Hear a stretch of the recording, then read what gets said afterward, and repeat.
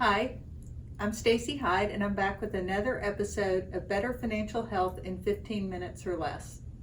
And what I want to talk about today is debt in general, especially because I see people focusing on how much is a payment and not really focusing on how much of their monthly income is allocated to debt payments. So what happens is they see something they want or something breaks, and they assume a monthly payment for that. And there's a lot of stuff that it makes sense to do it that way. A house, a car, sometimes some other big purchases, and sometimes you're offered an opportunity to have 12 months same as cash, or 2 or 3 years same as cash. And that can be great because if you're not paying interest, you can invest your money, have a little bit of extra money around to help you pay for life.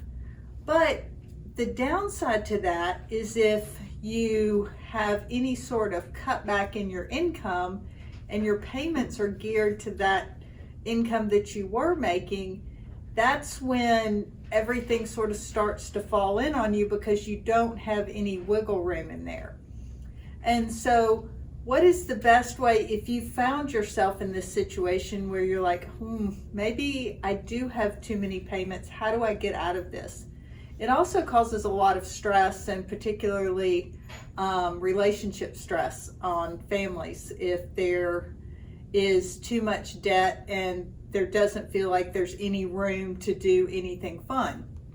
So what we encourage people to do is to really focus on paying off the smallest balance first. And some people will say, well, you should pay off the highest interest rate. And from a mathematical standpoint, that's probably true. But what we've seen is, and Dave Ramsey gets a lot of credit for this, is that a lot of personal finance and stuff around money, while there is math involved, it's also habits. It's also psychology. It can be, how does money make us feel? How does spending money make us feel? For some people, spending money makes them uncomfortable. For some people, spending money is, to them, like eating chocolate or going for a run or doing a yoga class. It just makes them feel better about themselves. So you have to understand there's a lot of emotional baggage that goes along with that. And so you need to kind of understand that. And getting out of debt is sort of the same way. I had a meeting with a client recently, and when I first met with he and his wife, they had tons of debt, and it was this sort of constant butting heads about what were priorities and what was going on. They've since gotten on the same page and gotten very, very serious about saving money, almost to the point where I was like, okay, you've done it. It's not this. So that became the goal for him because he was very goal oriented, and he hit a goal, and I was like, you need to take it back now. You're in a good spot. Now it's time to add back vacations. Having maybe a little bit extra to do some stuff, that's not a grand vacation, but maybe a weekend getaway, and to enjoy it on things like that. And he looked at me and he laughed. He's like, are you going to tell my wife this? But he did say that they were planning a trip that they were very excited about. And so it is important that you balance, that it's not all about not doing stuff, but it is to learn how to prioritize so that you don't feel that stress. So what you want to do is you want to go after, and you want to take all your excess money. You can go back and listen to a previous episode that we did on how to budget without a spreadsheet, and so ways to find extra money and figure out where you're leaking money. Where's your bucket leaking? And so you take that money that you were leaking and you apply it toward your smallest balance debt. Pay that off. Then you go after the next smallest and you pay that off. And as you start to pay these off, one, you'll see your credit score go up because you're utilizing less of your credit. You're less likely to be behind. And so you'll see this doing well. And if it's a credit card that you've had a long time, when you've paid that off, you probably don't want to close that credit card, because that is part of how your credit score is determined. It's what your credit utilization, which means the percent of debt that you have based on what's available to you. So you want to keep that small. It's also the length of your credit. And then are you paying on time, which is a huge reason that I advocate for setting up for automatic bill pay and things of that nature, so that you're not late on your bills.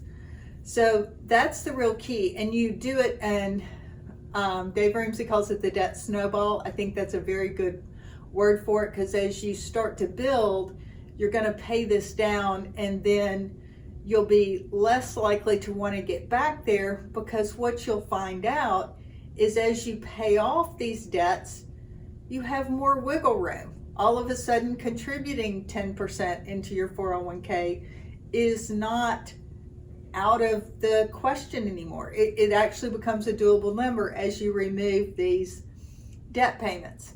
And so you want to do that. If you can't do it all at once, just do it over time. And then you also want to be very careful about any additional debt you take on. And then that's another reason that we advocate for having a healthy emergency fund, because life happens. And if you have money set aside to pay for those new set of tires that now cost more than you ever imagined you would be spending for something like that, while it's still not any fun to spend the money on, it doesn't cause you to incur credit card debt and pay interest of 18 to 24% because you've set that money aside. So you can see that it all works together to help you and to feel more comfortable, less stressed. And there really is no sort of secret to being financially successful. The secret is that you spend less than you make, you set some money aside for a rainy day, you set some money aside for retirement, and then I think what gets neglected in that is you also set money aside to do stuff that you want to do that's fun for you. Whether it's taking a trip to go snow skiing, whether it's going to Disney, whether it's going to visit a winery, whether it's a trip to Italy, whatever it is, you can see that I like to go places and do stuff. But whatever it is, it could be a hobby that you enjoy. So whatever it is, you want to budget for that too, because that makes doing everything else, the things that I should do or I need to do, it's also okay to have this want to do stuff over here, and it actually makes everything else more enjoyable. So thanks for tuning in. This has been another episode of Better Financial Health in 15 minutes or less, and I'm Stacy Hyde.